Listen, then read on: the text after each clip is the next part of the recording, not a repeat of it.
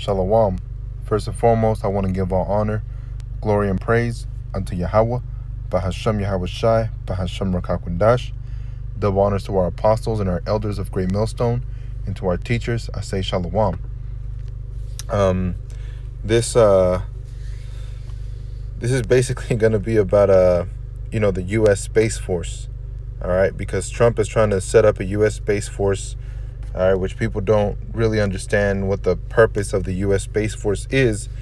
All right, but filtering it through the scriptures, which this should be a quick lesson. It shouldn't take too long. Filtering it through the scriptures. All right, it's a prophecy. All right, something that's going to come to pass, because all these other nations are going to rise up against the Most High Yahweh and His Son Yahweh Shai. All right. They're going to raise up against the elect. They're going to raise up against the army of Yahweh Shem Yahweh Shai. All right. So there was this meme that I had seen. All right. And it says, Space Force wants ideas in good taste on what it should call its members. All right. So you had Buzz Lightyear. All right. It said, excuse me, I think the word you're searching for is Space Ranger. All right. So let's go into the word Ranger and see what it means. It means one of a body of armed guards who patrol a region. All right? Who patrol a region. So it's guards. All right? One of a body of armed guards. A U.S.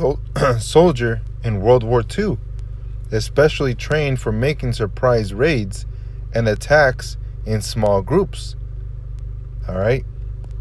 A person who ranges or roves, a soldier specially trained in the techniques of guerrilla warfare, especially in jungle terrain.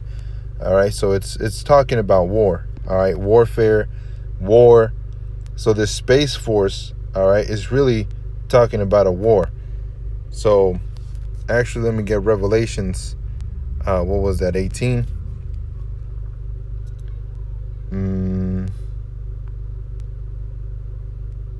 Actually, I think it was 12. Salak. This is Revelations 12:1, and then I'm going to jump down. It says, and there appeared a great wonder in heaven, a woman clothed in the sun and under the moon. Actually, Salakia. Let me go down. Yeah, let me just go down straight to 7. Revelations 12:7. And there was war in heaven. Michael and his angels fought against a dragon, and the dragon fought against his angels. All right. So this fight, all right, that's going down in Revelations 12:7 is not talking about a fight, an ancient fight where the so-called Lucifer, all right, which people like to associate with an angelic force that rebelled against the Most High and came down from heaven. All right. And then, years later, I suppose, is how the story goes in Christianity or in certain religions. Years later, different devils, different angels rebelled, and then they made it with women. All right. It's all over the place. All right. So this war that it's talking about, all right, which the red dragon, and it appears, where was it? It appears up here. All right, that red dragon is not talking about a literal dragon. All right, because in Ezekiel, I believe it was Ezekiel 31. All right, it might have been 21, where the Pharaoh of Egypt was called a dragon. All right, he was called a dragon. That doesn't necessarily mean, or that doesn't mean at all. All right, that doesn't mean at all that he was a literal dragon. How you have it in ancient Asian folklore or whatever the hell, and you have the ancient Aztecs, how they bring out dragons and this and that. It's not talking about those dragons, man. That dragon represents something else. So when it says the dragon rebelled, all right, and then there was a war in heaven, all right, that war is talking about that picture that I had shown earlier, all right, which is A war in heaven being Yahweh Shem Yahushai and his angels against Esau Edom, all right, the deceiver of the world, and his angels, which means his followers, his messengers, his false prophets, all right, the left-handed side. And that's where I was going to go with Ezekiel, or not Ezekiel, 1 Chronicles 22. So let me finish this verse, Revelations 12:7. And there was war in heaven. Michael and his angels fought against the dragon, and the dragon fought and his angels. All right, so we'll go to the word angels, which is agolos, all right, which means a messenger, all right, a messenger, an envoy, all right, one who is sent, all right, and a prophet is sent. You have the false prophets that are sent, and you have the righteous prophets on the right-hand side, which resides at Great Millstone, all right. You have those prophets on the right hand. Those are prophets that are sent, all right. You have an angel, a messenger from the Most High, all right. So the word messenger only shows up 7 times, but the word angel shows up 179, all right. But you have to read it by the implication of the scripture, all right. So that word angel in Revelations 12:7 is really talking about a messenger, all right. The messengers of the Most High versus the messengers of the left-handed side, which also work by the Most High, all right. Verse 8, and prevailed not, neither was their place found any more in heaven. Now, why is that? All right, because in Revelations 13, all right, it says, what was it, verse 5? Revelations 13:5, and there was given unto him a mouth speaking great things and blasphemies, and power was given unto him to continue 42 months. All right, so that mouth that was given to him to speak great things and blasphemies, all right, it's talking about Esau Edom. All right, he's blaspheming the name of the Most High, blaspheming the tabernacle of the Most High, all right, and he's dwelling in the heavens, all right, because who rules over the air? All right, it was prophecy that in Ezekiel 27, it was prophecy that Esau Edom was going to have dominion of the earth, all right, he was going to have the fatness of the earth, all right, and he was going to have of the dew of heaven. That means he was going to control the skies, all right. So Esau Edom controls everything, man. All right, the self-proclaimed white man controls everything. He controls the land, he controls the skies, he controls the dew of heaven. All right, you can't retain rainwater, because if you're caught taking in rainwater, all right, you're gonna get fined, or you're probably gonna go to jail, you know, depending on how the devil wants to go about it, you know. So this devil is a devil that speaks blasphemies, all right, which that word blasphemies, you can see that in what was that, Psalms, I believe it was 58 and verse 1. It says, do ye speak righteousness, O congregation? Do ye judge uprightly, O ye sons of men? Yea, in heart ye work wickedness, ye weigh the violence of your hands in the earth. You see, the wicked are estranged from the womb. They go astray as soon as they be born, speaking lies. Their poison is like the poison of a serpent. They are like the deaf adder that stoppeth her ear, which will not hearken to the voice of the charmers, charming never so wisely. All right, so those people that are speaking deceitfully, all right, the people that are speaking deceitfully are a form of antichrists, all right, which to speak deceitfully means to come up against this truth. So if you're not speaking against, or if you're not speaking according to this truth, which again resides at Great Millstone, all right, then you're actually speaking against the truth. And like Yahweh Shai said in Luke 11:23, he that is not with me is against me, and he that gathereth not with me scattereth. All right, and the same thing in Luke, 19:27, when he says, but those mine enemies that will not that I should rule over them, bring before me and slay them. You know, and that was Yahweh Shai speaking.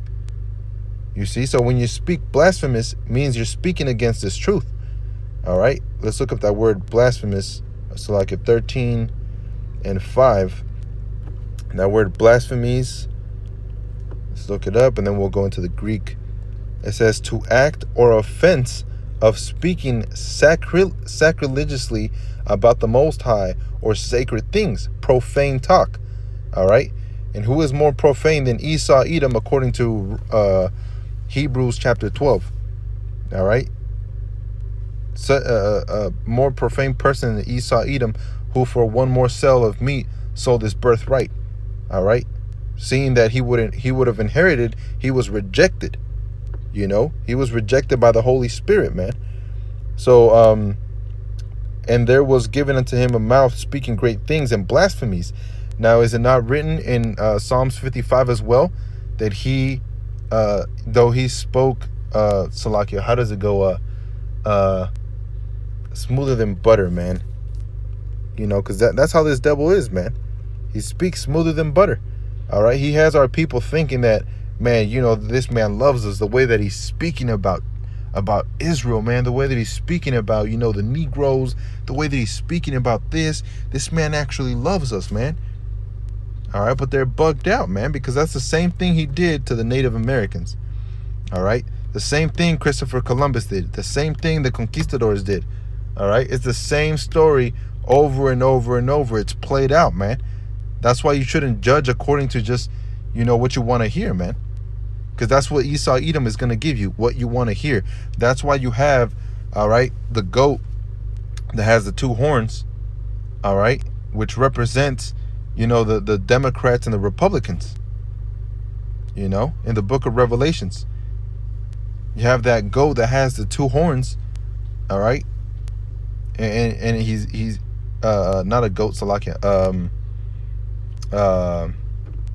that sheep, you know, because the sheep is docile. So those two horns represent, you know, this man's power structure. You have the Democrats and the Republicans, man. Same thing with the patricians and the what was it called? Man, I had it and then it slipped my mind.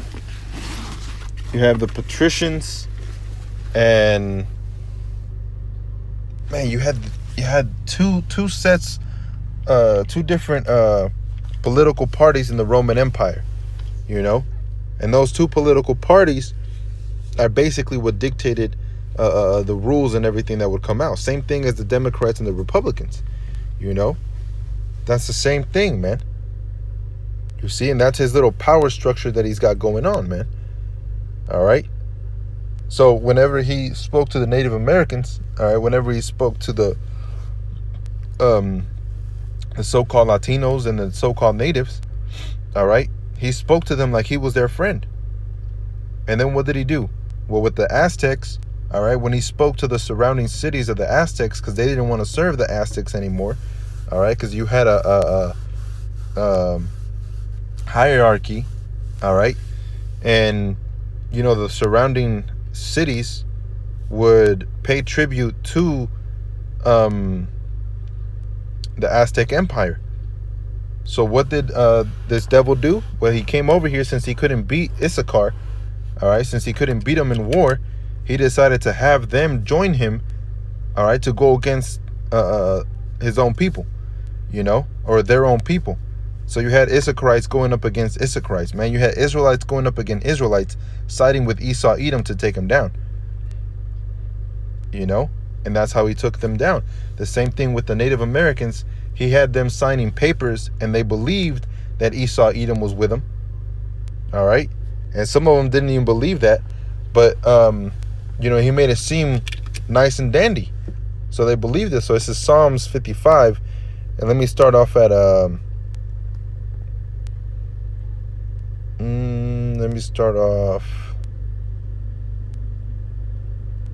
believe it was 12. Sweet Wall Company. Salakia, let me see. I haven't brought this one out in a while. Khan, this is Psalms 55 and 20. He hath put forth his hands against such as be at peace with him. He hath broken his covenant. All right. And does it not say in Genesis 27 that he would break the yoke of Jacob from off his neck? All right. And then he would have the rulership of the earth, you know. So that's one of the reasons why Esau Edom has hated Jacob for forever, man. That's one of the reasons, you know, because of the blessing that was given to Jacob, and it wasn't given to him because he was rejected.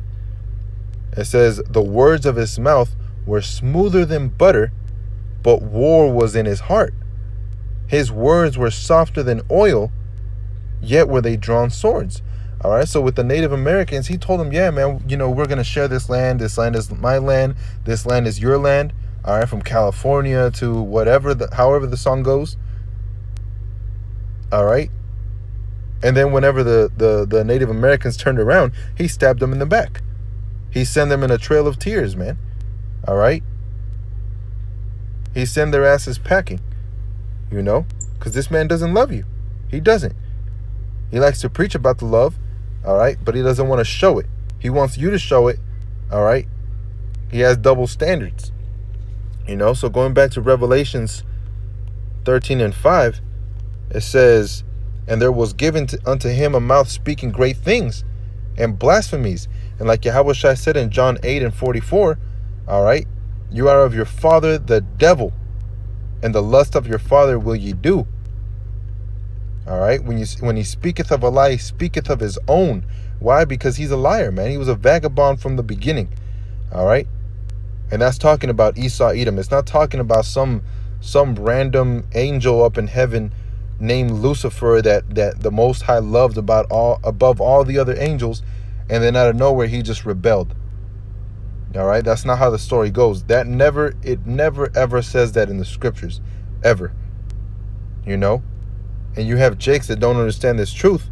You know, so whenever they go into the scriptures and they bring out Isaiah 14, you know, they go all over the place, man, not knowing that word Lucifer there means illuminated one, and it's talking about the king of Babylon, you know. So in Revelations 13:5, it says, and power was given unto him to continue 42 months. Now those 42 months represents 3.5 years, which is actually 350 years. All right.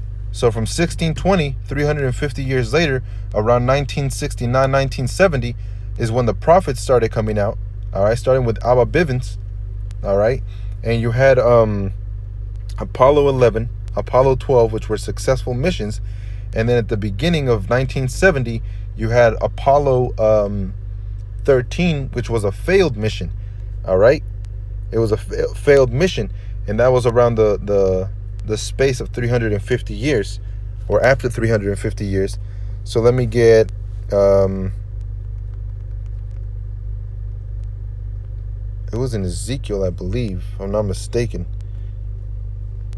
All right, but they shall bring it down to the pit, and thou shalt die the death of them slain.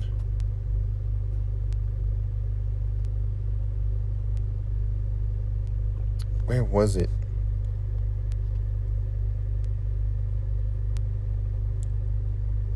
Let me see.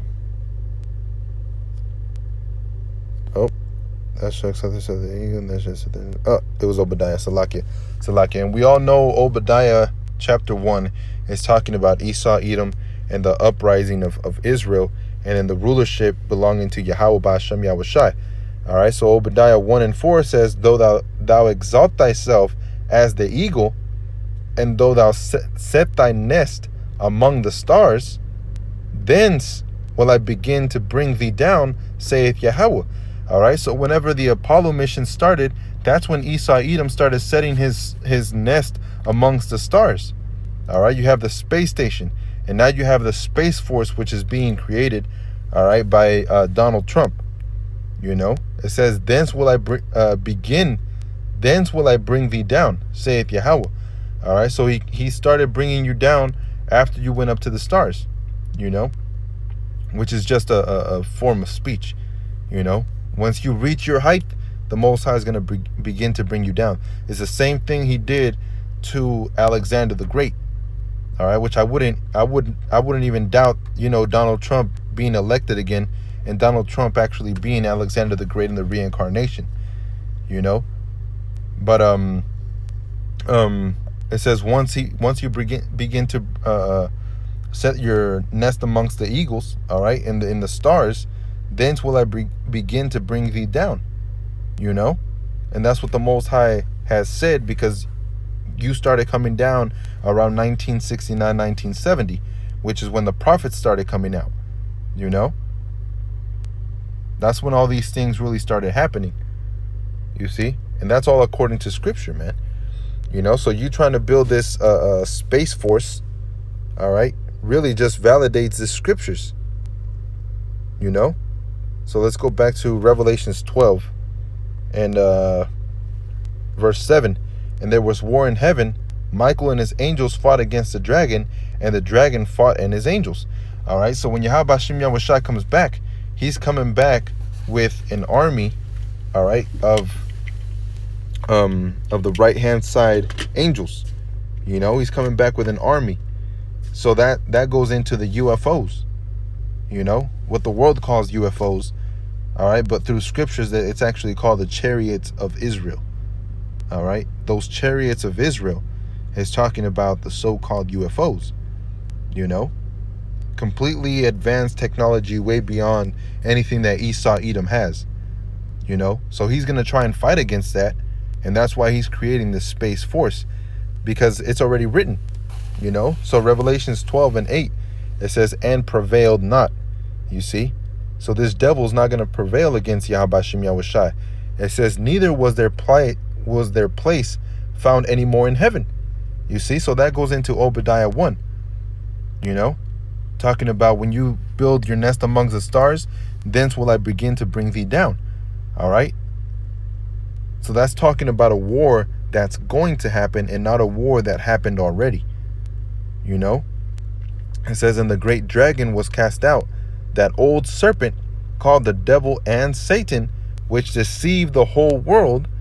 He was cast out into the earth, and his angels were cast out with him.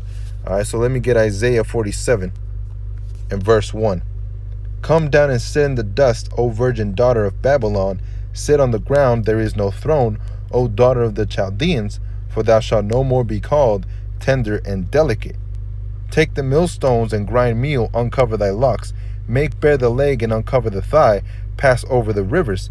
Thy nakedness shall be uncovered, yea, thy shame shall be seen. I will take vengeance, and I will not meet thee as a man. So that's talking about war as well.